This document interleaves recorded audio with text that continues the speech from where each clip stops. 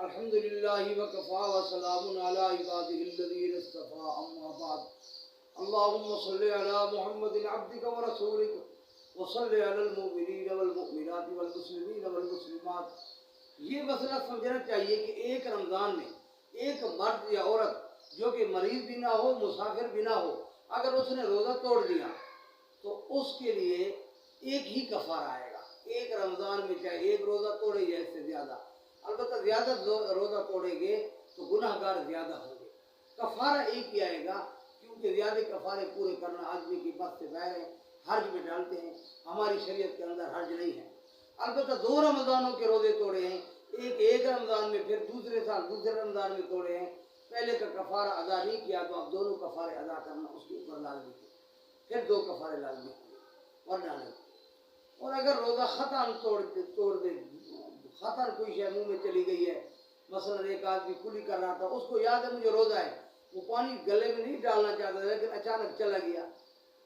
یا اسی طرح کوئی آدمی قربت کرے لیکن صحیح قربت نہ ہو، کسی اور انداز میں کرے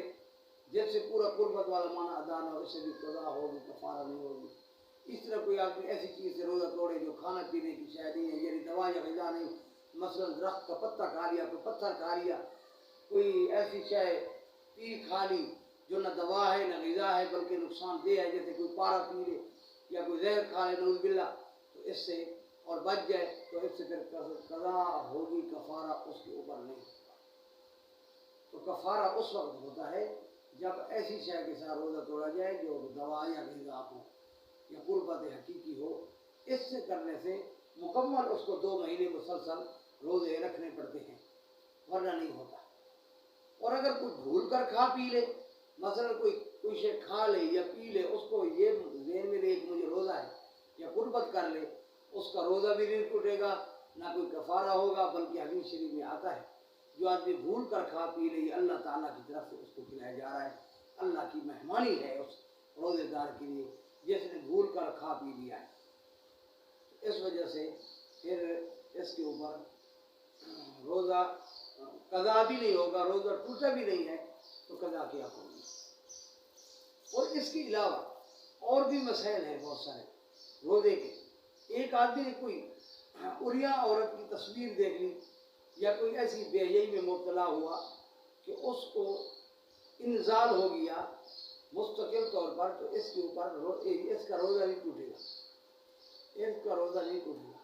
ایک آدمی اگر سویا ہوا ہے، نیند کے اندر مرد یا عورت دوپہر دن کو روزے دار ہے، احتلام ہو جائے تو اس کا بھی روزہ نہیں ٹوٹتا، کیونکہ یہ انسان کے بس کی بات نہیں ہے۔ بہرحال روزے کی حالت میں مکروہ چیزوں سے پرہیز کرنی چاہیے۔